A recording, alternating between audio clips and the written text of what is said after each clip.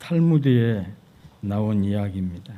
랍비 요하난 벤 자카이라고 하는 사람이 그의 5명의 제자와 나누는 대화인데, 자카이가 제자들에게 물었습니다.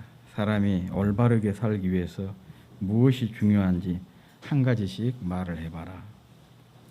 그러자 제자들은 각각 선한 눈, 좋은 친구, 좋은 이웃, 현재 하는 행동이 앞으로 어떤 결과를 가지고 올지 미리 내다볼 수 있는 예지력, 또 선한 마음, 이렇게 대답을 했습니다. 그러자 자카이는 선한 마음이 가장 옳다, 다른 것은 모두 선한 마음에서 포함된다라고 대답을 했습니다.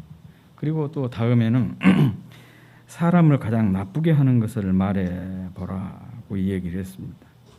그러자 제자들은 악한 눈, 나쁜 친구, 나쁜 이웃, 꾸어가고 갚지 않는 것, 나쁜 마음, 이렇게 또 각각 대답을 했어요.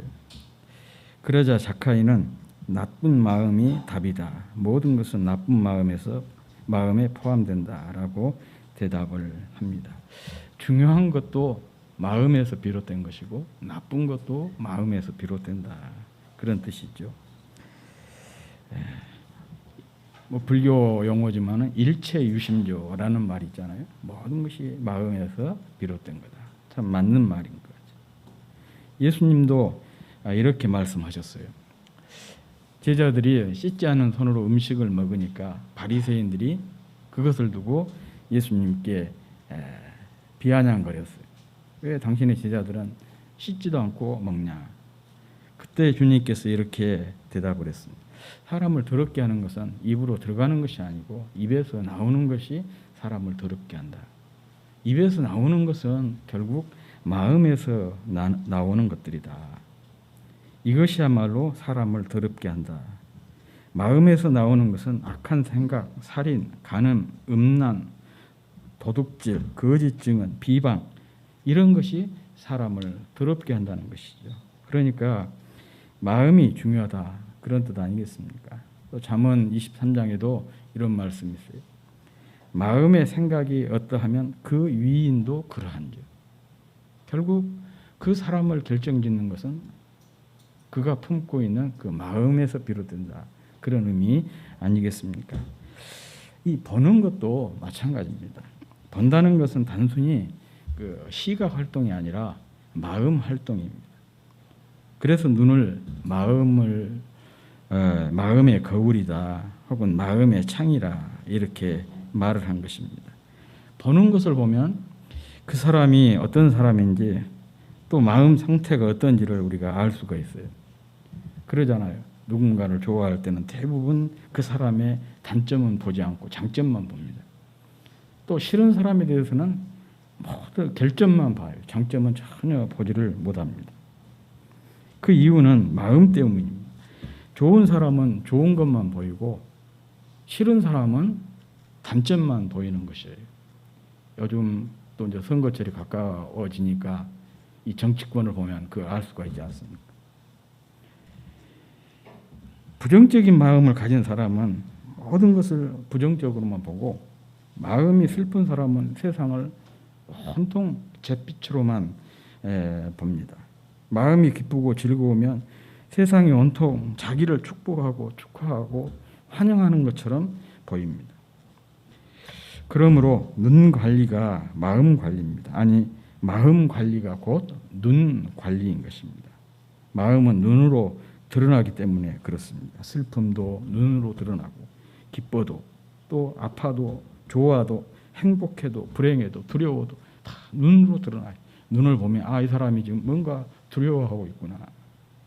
눈을 보면 이 사람이 뭔가 걱정이 있고 염려가 있는가 보다. 좋은 일이 있나 보다. 눈을 보면 알 수가 있지 않습니까? 사람의 눈은 크게 두 종류로 나눌 수가 있습니다. 바로 선한 눈과 악한 눈입니다. 그것은 사람의 마음이 선하기도 하고 악하기도 하기 때문입니다. 선한 마음은 선한 눈을 만들고 악한 마음은 악한 눈을 만듭니다. 이 표현이 성경에 몇 번 나오고 있는데 본문도 그 중에 하나입니다. 오늘 본문 말씀에 이런 내용이잖아요. 선한 눈을 가진 자는 복을 받으리니 이는 양식을 가난한 자에게 줌이라. 여기서 선하다고 하는 것은 인색함이 없는 넉넉하고 후한 마음, 후한 것을 뜻합니다. 그러니까 선한 눈을 가진 사람은 인색함이 없이 없는 넉넉한 마음, 너그럽고 후한 마음을 가진 사람이라, 그런 뜻이에요. 영어로 제너러스라고 하지 않습니까? 제너러스맨, 후한 사람, 너그러운 사람, 또 인색함이 없는 사람, 이런 눈을 가진 사람을 가리켜서 선한 눈을 가진 사람이라, 그렇게 이 얘기를 합니다. 그러면 선한 눈은 어떻게 드러나는 것일까?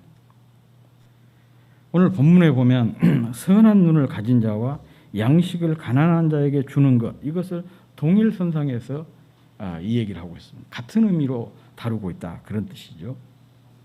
그러니까 양식을 가난한 자와 나눌 줄 아는 것이 바로 선한 눈의 가장 구체적인 증거라는 뜻입니다. 즉 어려운 이웃에게 나눔의 실천을 통해서 선한 눈이 드러나게 된다는 것입니다. 그렇습니다. 나눔은요, 이게 마음의 문제예요.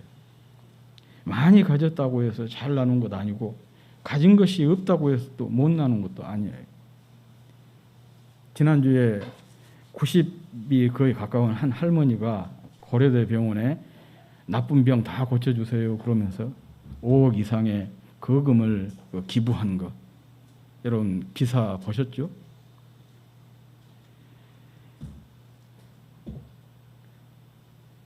투기하고 사기치고 또 위조 등을 통해서 어떻게든지 자기 더 많은 돈을 모으려고 안달인 이런 세상에서 이 자기 것을 기꺼이 내놓을 수 있다는 것은 결코 쉬운 일이 아닌 것이죠.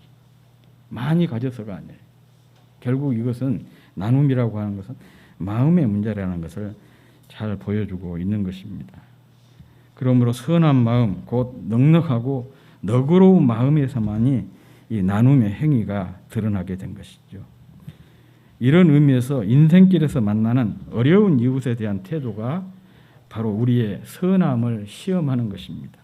즉 선한 마음과 선한 눈의 시금석이라, 그런 뜻입니다. 그러므로 우리는 우리의 눈으로 어려운 이웃을 바라볼 수 있어야 됩니다. 그들의 아픔과 그들의 고통을 주목하는 눈이야말로 하나님께서 기뻐하시는 눈이에요. 잠언에도 그런 말씀 있지 않습니까? 어려운 이웃에게 구워주는 것은 하나님께 구이는 것이다. 이 하나님을 채무자로 만드는 방법이 뭐냐? 어려운 이웃에게 열심히 나누는 것이 하나님을 채무자로 만드는 비결이라는 거예요. 또 야고보서 1장에서는 이렇게 말씀하죠. 고아와 과부를 그 환난 중에 돌아보는 것이 참된 경건이다. 참된 신앙이 뭐냐? 어려운 이웃들의 어려움을 외면하지 않고 적극적으로 그들을 돌아보는 것, 그것이 바로 참된 신앙이라는 거예요. 탈무드에는 또 이런 말이 나와요. 아주 더 직접적으로 이렇게 표현을 하고 있어요. 어려운 이웃들을 웃게 하는 것이 하나님을 웃으시게 하는 비결이다. 그렇게 얘기를 하고 있어요. 이 정도 우리가 들으면 참 나눔을 실천하는 삶이 얼마나 중요한 것이구나를 알 수가 있죠. 이게 바로 하나님께 기쁨이 되고 영광이 되는 일이며 이것이 바로 경건 생활의 척도구나라는 것을 알 수가 있습니다. 우리의 눈에서 흐르는 어려운 이웃을 향한 사랑의 눈물이야말로 세상의 먼지를 씻는 청량제와라고 할 수가 있습니다. 우리가 선한 눈을 가져야 할 이유가 바로 여기에 있습니다. 그래야 우리가 주님께 기쁨이 되는 것이고 세상을 시원하게 해주는 청량제가 될 수가 있기 때문인 것입니다.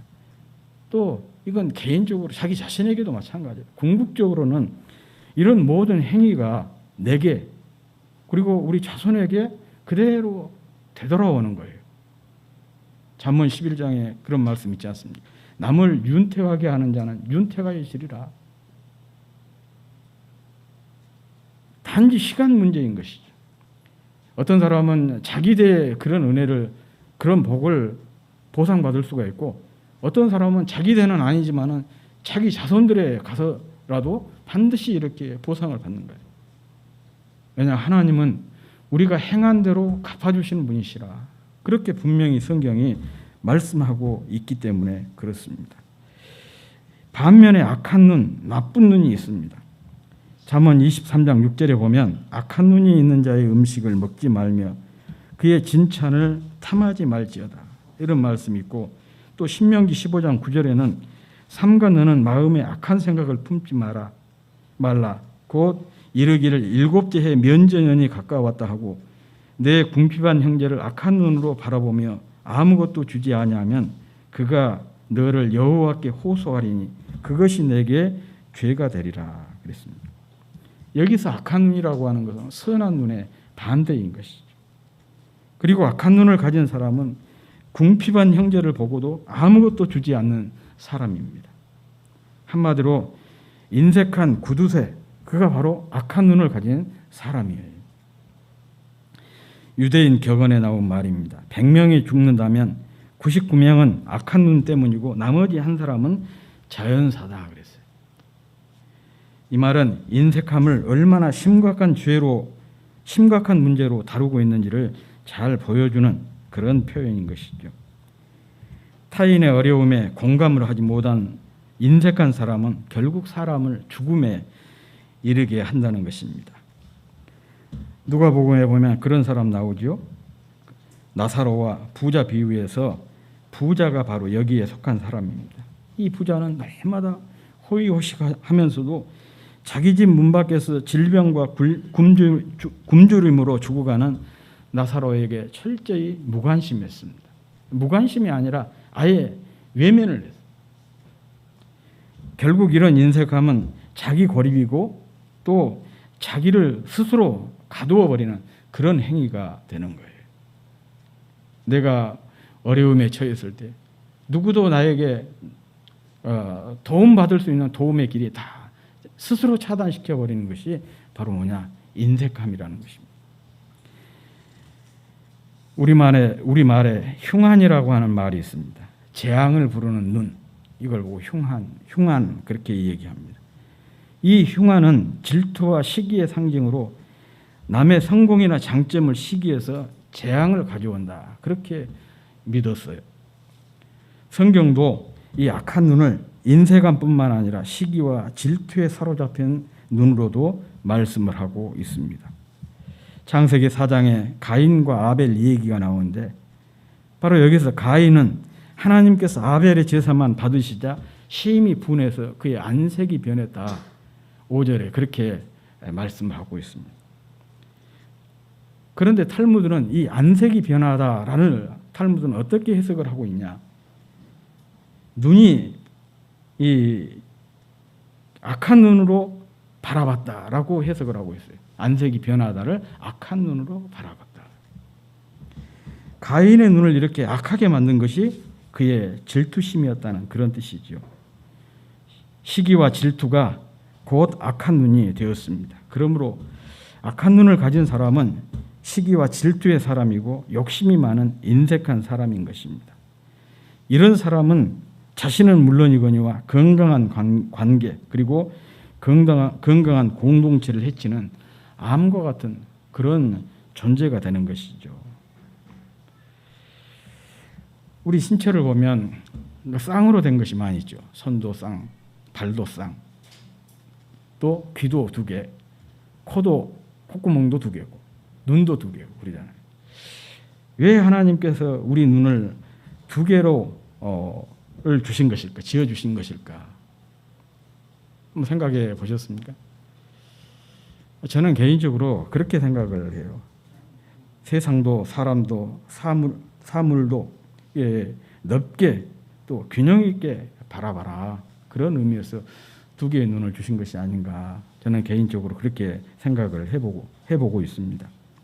그런데 프랑스의 계몽주의 대표 철학자인 볼테르가 이에 대해서 아주 재미있는 얘기를 남겼습니다.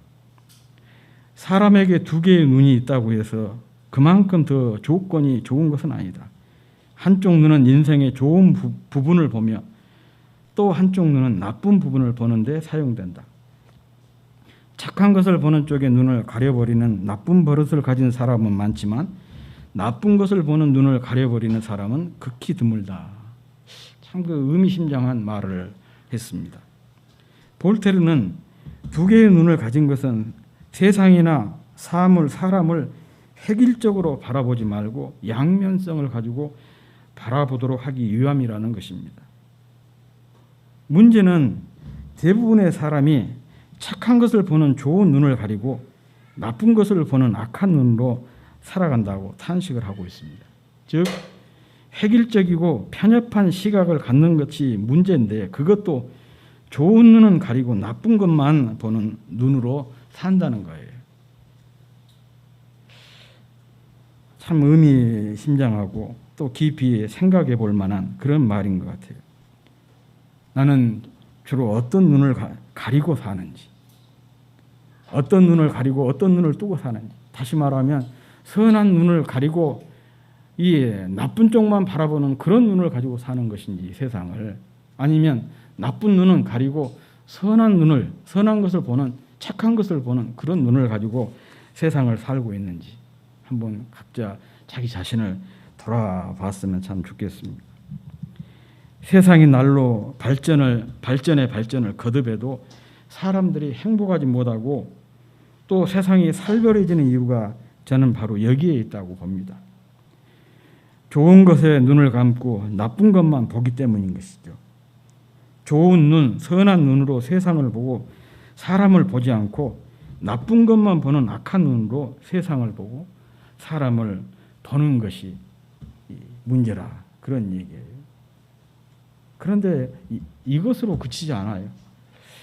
세상에는 또 그런 사람들이 있어요. 사람들을 항상 좋은 쪽으로 보도록 유도해 주는 좋은 사람들이 있는가 하면 좋은 것도 나쁘게 왜곡을 시켜가지고 나쁜 쪽으로 이렇게 보도록 사람 그 유도하는 그 나쁜 사람들이 있어요. 저는 그 매체의 역할이라고 하는 것이 어떠면 매체가 제3의 눈이라고 흔히 얘기하지 않습니까? 그런데 이 매체가 우리 일반 사람들의 눈을 잘못된 방향으로 이렇게 자꾸 이끌어가는 그런 경향들이 참 많이 있잖아요. 유튜브 같은 데 보세요. 가짜 뉴스가 얼마나 많습니다. 또 지난주에 크게 화제가 되었던 그런 뉴스거리가 있지 않습니까? 지하철에서 핫팬츠를 입은 한 여자분이 쓰러졌는데 남자들이 아무도 돕지 않았다는 거예요. 성추행범으로 몰릴까 싶어서 그랬다. 그런데 그것을 뒤에 팩트체크를 해보니까 그게 아니었어요. 기자들이 이렇게 잘못된 방향으로 그 기사를 써가지고 사람들의 시각을 이렇게 잘못된 호도를 했다는 것이죠. 실제로 그 여성은 핫팬츠를 입은 것도 아니고 그 여성이 쓰러졌을 때 그 남성들이 돕는, 곁에 있었던 남성들이 안 도운 것이 아니라 함께 이렇게 다 도왔다는 거예요. 그런데 기사가 엉뚱한 방향으로 이렇게 쓰여져 가지고 이 성 간의 그 갈등을 부추기고 그 이상하게 이 뭐 핫팬츠라고 하는 것을 어떤 그 자극적으로 사람들이 생각을 유도해내는 그런 기사가 있었지 않습니까? 뭐 이것은 뭐 다 뭐예요?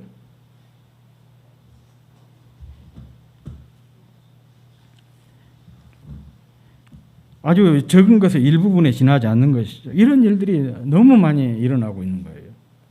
그러니까 우리 자신이 항상 좋은 쪽으로 바라보는 좋은 눈을 가진 것도 중요하지만 또 이렇게 우리로 하여금 나쁜 쪽을 바라보도록 자꾸 유도하는 그런 세력들도 우리가 있다는 것을 기억을 하면서 굉장히 조심을, 그것을 분별할 수 있는 그런 시각이, 자세가 우리에게 요구가 되는 것입니다.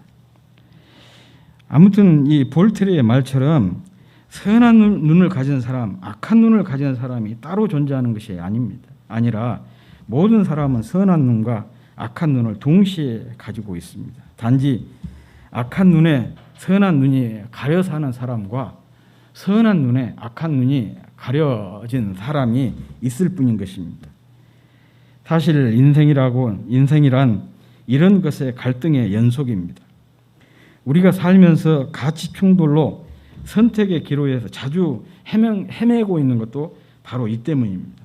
우리 안에 두 마음, 곧 서로 다른 시각을 가진 두 눈 때문입니다.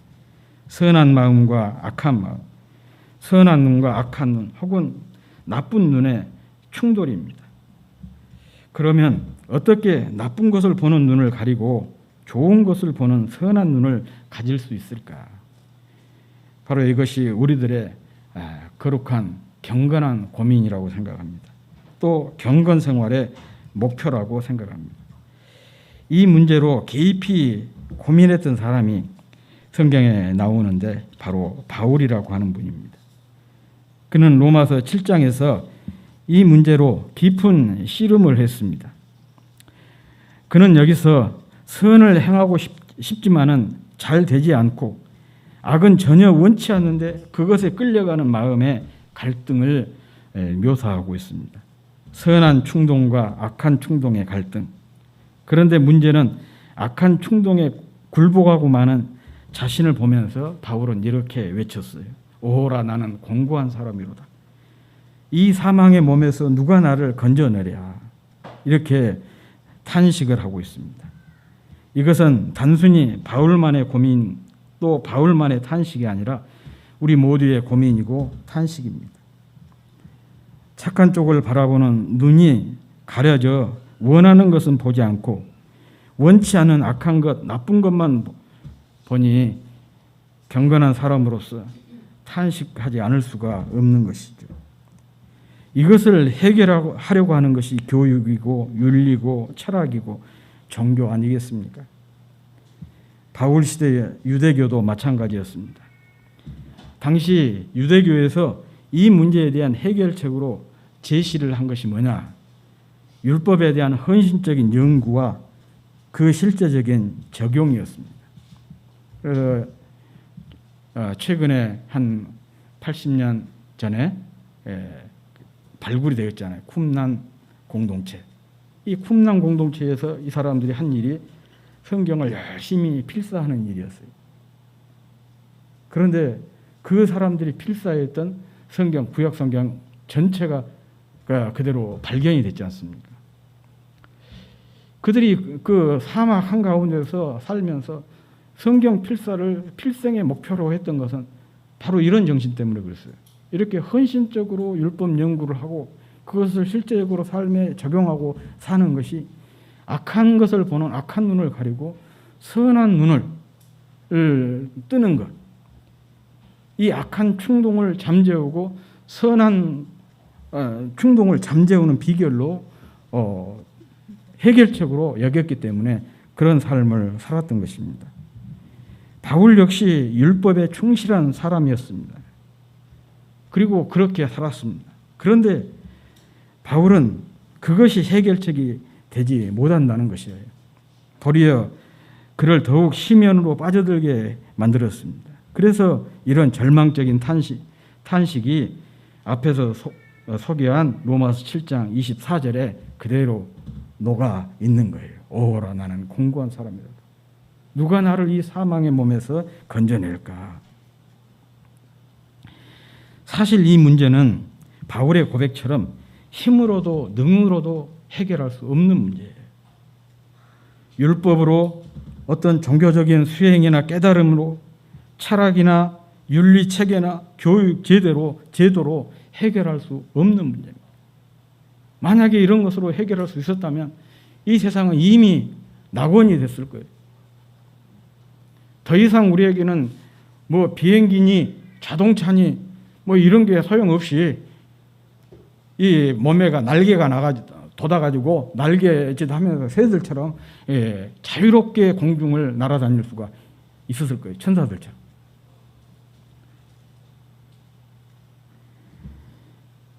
바울이 고백한 대로 이것은 절대로 해결책이 될 수가 없었어요. 그런데 바울은 그 해결책을 찾았습니다. 그 해결책이 뭐냐? 오직 예수 그리스도 안에 있는 생명의 성령의 법이었습니다. 그래서 로마서 8장 1절 2절에서 바울은 이렇게 고백을 하죠.